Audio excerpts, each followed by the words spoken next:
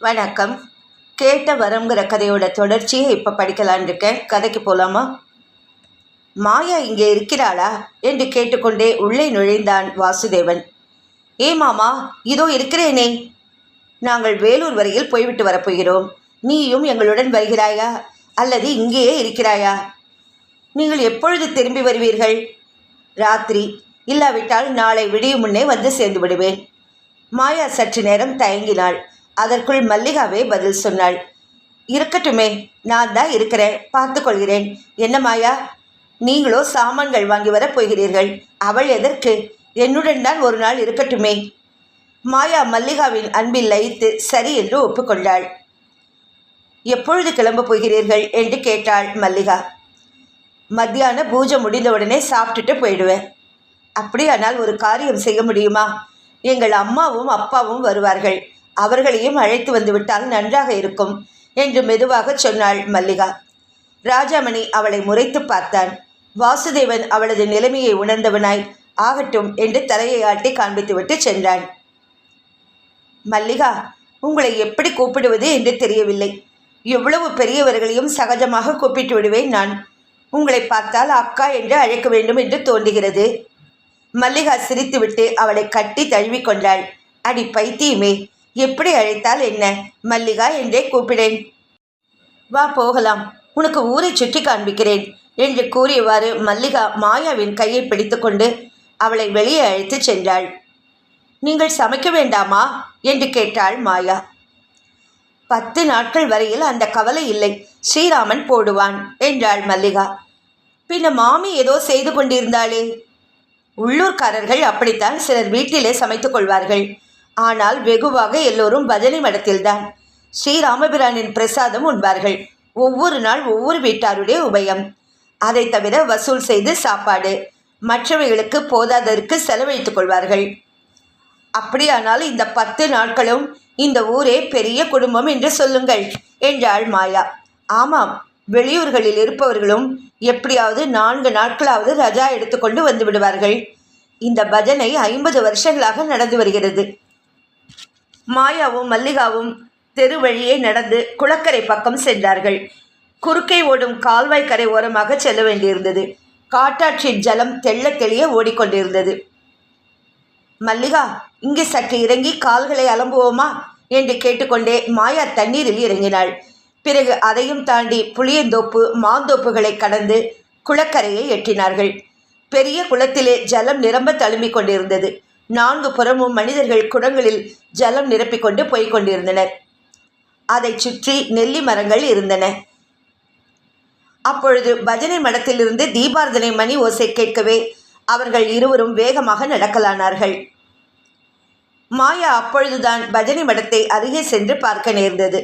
பெரிய கூடம், நடுவே பெரிய ராமர் படமும் கிருஷ்ணர் படமும் வைக்கப்பட்டிருந்தன. அவை தவிர 2 லக்ஷ்மி படமும் ஸ்ரீராமர் பட்டாபிஷேக படமும் மாட்டியிருந்தன. அவைகளுக்கு மலர்களால் வெகு நேர்த்தியாக அலங்காரம் செய்திருந்தார்கள். கூடத்தில் ஒரு புறத்தில் 2 பெரிய தூண்களுக்கு அப்பால் தனிமையான ஓரிடத்தில் 4 பெரியோர்கள் ராமாயணம், சாமவேதம், ரிக்வேதம், யஜுர்வேதம் இவைகளை முறையே பாராயணம் செய்து வந்தனர்.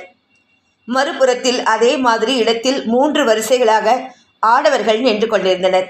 அவரவர்கள் தத்தம் குலவழக்கமான சந்தனம், விபூதி, நாமம் இவைகளை தரித்து இடுப்பு வேஷ்டியின் மேல் அங்கவஸ்திரத்தையோ துண்டியோ இழுத்து கட்டிய கைகளுடன் பயபக்தியுடன் நின்று கொண்டிருந்தார்கள். ஒரு மூலையில் ஹார்மோனியம், கஞ்சிரா, மிருதங்கம், சப்ளாக்கட்டை, ஜாலராக்கள், கால் சலங்கை முதலியன வைக்கப்பட்டிருந்தன. பூஜை நடந்து கொண்டிருந்தது. அழகிய பித்தளை குடத்தில் நூல் சுற்றி மாவிலை தேங்காய் வைத்து தீர்த்தம் நிரப்பி அதற்கு பூஜையும் ஸ்தாபனமும் நடந்தன. ராம சகஸ்ரநாமமும் ஷோடபச்சோர பூஜையும் கிரமமாக நடந்தன. மந்திர புஷ்பத்தில் எல்லோரும் கலந்து கொண்டபோது அவ்வொலி விண்ணுலகையே எட்டிவிட்டது போன்ற கம்பீரமான உணர்ச்சி கேட்போர் இருதயத்தை தொட்டது. ஒரு கோடியில் வாசுதேவனும் ராஜாமணியும் நின்று கொண்டிருந்தனர். மாயா எல்லாவற்றையும் அம்சமாக கவனித்தாள். மல்லிகா அவளுக்கு ஒன்று விடாமல் கூறி வந்தாள். பஜனை மடம் முன்பு சிறியதாக இருந்தது. இப்பொழுதுதான் இடித்து பெரிதாக கட்டினார்கள். இந்த மின்சார விளக்கு முதலியவை எங்கள் வீட்டினர் கைங்கரியம். எங்கள் ராஜாமணி ஒரு மின்சார என்ஜினியர் என்பது உனக்கு தெரியுமோ இல்லையோ? மாயா அவள் கூறிக்கொண்டு வருவதை காதில் கேட்டபடியே எல்லாவற்றையும் உற்று நோக்கினாள். பூஜை பத்ததிகளை இதுவரை பார்த்திராததால் அவற்றையும் ஒரு விதமாக அவள் கவனித்தாள்.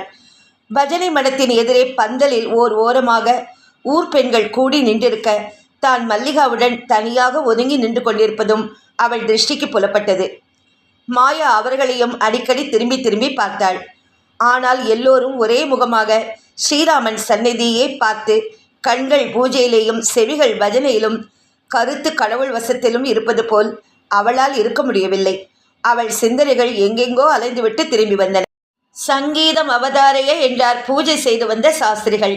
கம்பீரமான தம்புரா நாதத்துடன் ஹார்மோனிய ஸ்ருதியும் கிளம்பிற்று.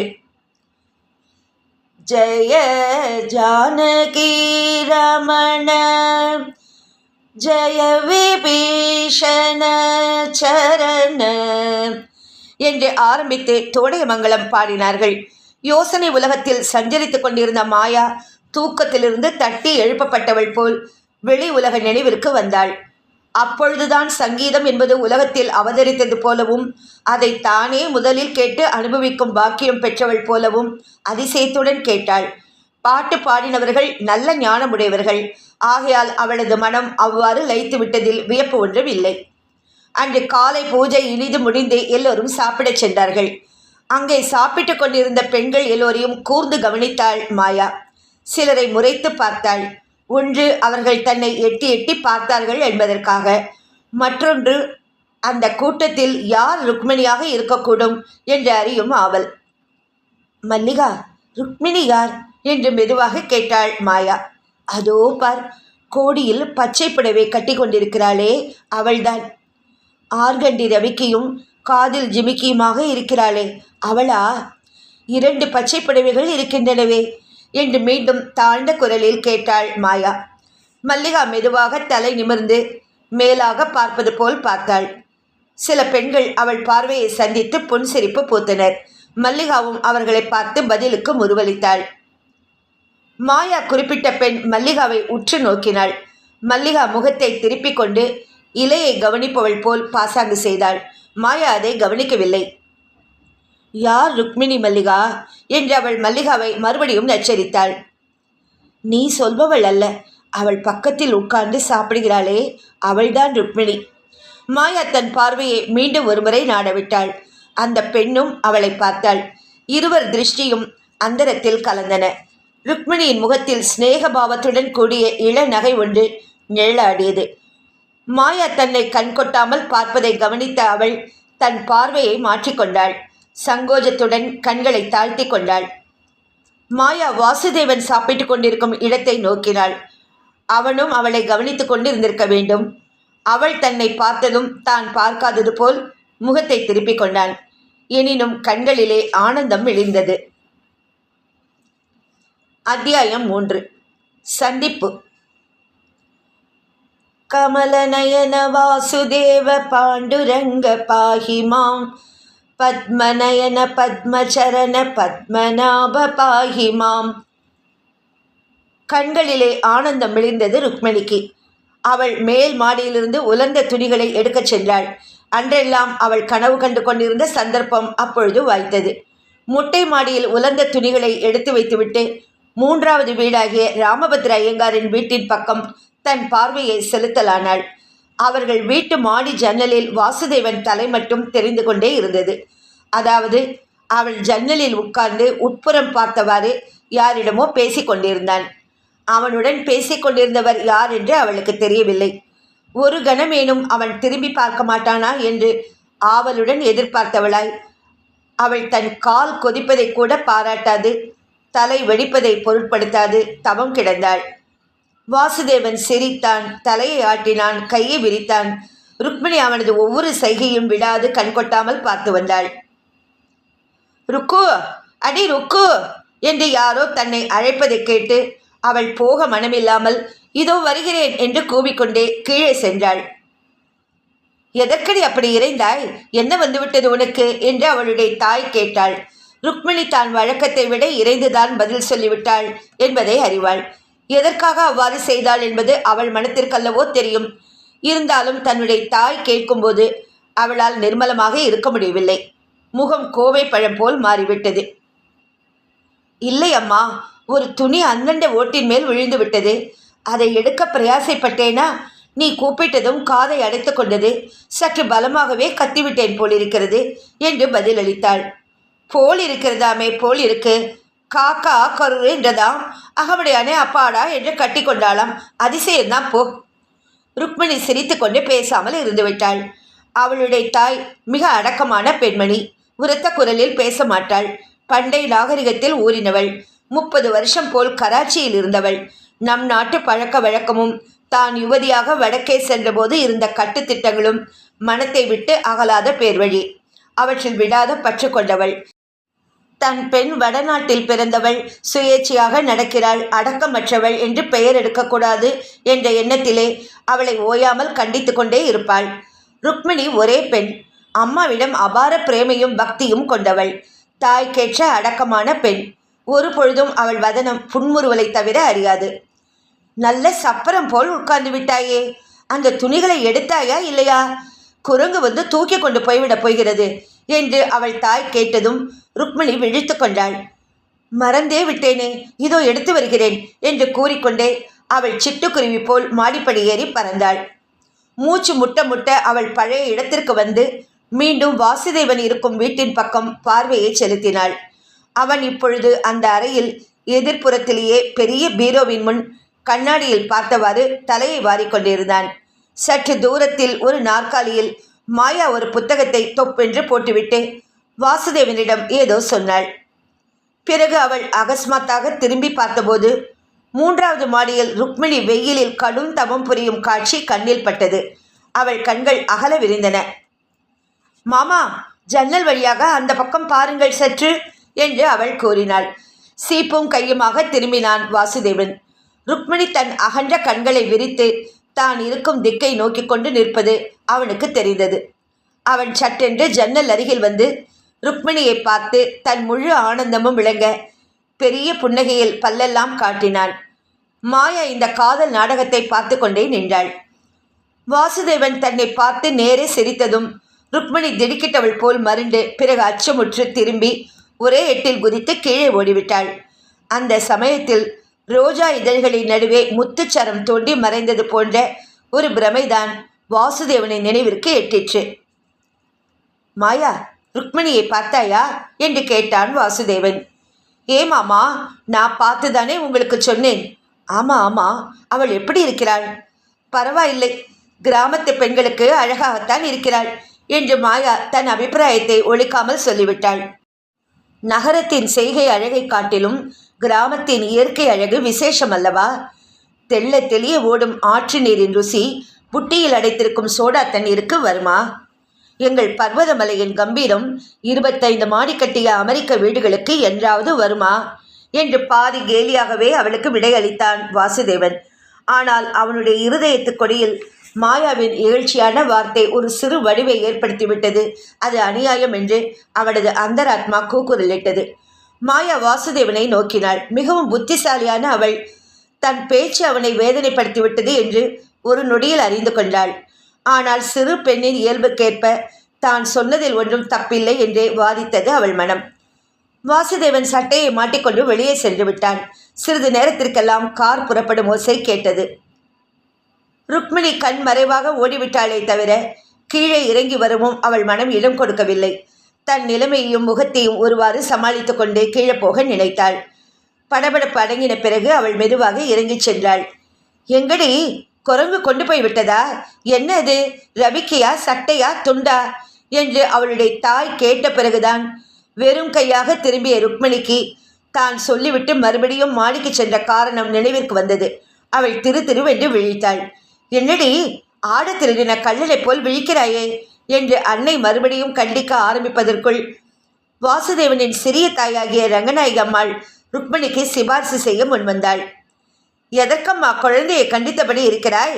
மாடியில் அவளுடைய தாத்தா ஏதாவது புத்தகம் வைத்திருப்பார். இந்த வருஷம் வைதேகி கூட வர முடியாமல் போய்விட்டதால் அவளுக்கு கூடமாட பேசக்கூட துணை இல்லை. ருக்மிணி எதற்கும் பதில் சொல்லவில்லை. அருகே இருந்த கனகாம்பர புஷ்பங்களை சரமாக தொடுப்பதில் முனைந்தாள் அவள். மூன்றாம் வீட்டில் மாயா தன் மனசாட்சி குறுகுருவென்று உபத்திரவப்படுத்துவதை அடக்கிக் கொண்டாள். வாசுதேவ மாமா தன்னிடம் சகோதரனுக்கு மேல் அன்பு வைத்து தன்னை இங்கு அழைத்து வந்திருக்க அவர் மனம் சிறிது கிளேசமடைய செய்துவிட்டோமே என்று அவள் எண்ணினாள். ஆயினும் அதற்காக ருக்மணியை ஒரு அழகு ராணி என்று ஒப்புக்கொள்ளவும் அவள் தயாராக இல்லை. அவள் ஒரு விதத்தில் அழகுதானோ என்னவோ, ஆயினும் வாசுதேவ மாமாவை கண்டதும் அவள் புலியை கண்ட மானை போல் துள்ளி குதித்து ஓடியது வெறும் வடிகட்டின பட்டிக்காட்டுத்தனமே என்று மாயா திடமாக நம்பினாள். நாளைக்கு மணந்து கொள்ளப் போகிறவர் அவர். அவருடன் குடும்பம் நடத்தி பல விஷயங்களை பற்றி பேசி அலசி அபிப்பிராய பேதப்பட்டு ஒளிவு மறைவின்றி சகஜமாக நடக்கப் போகிறவள் இவள். இதில் வெட்கம் என்ன இருக்கிறது? அவரை பார்க்க வேண்டும் என்று ஒரு நாழியாக வெயிலில் காத்து கொண்டிருக்கிறாள். வெயிலில் முகமெல்லாம் சுட்ட கத்திரிக்காய் போல் வதங்கி போயிருந்தது. அவர் நேராக பார்க்க போனதும் ஓடுவானேன்? இது வெளி வேஷம்தானே. இதுதான் நாகரிகமற்ற தன்மை என்கிறேன்.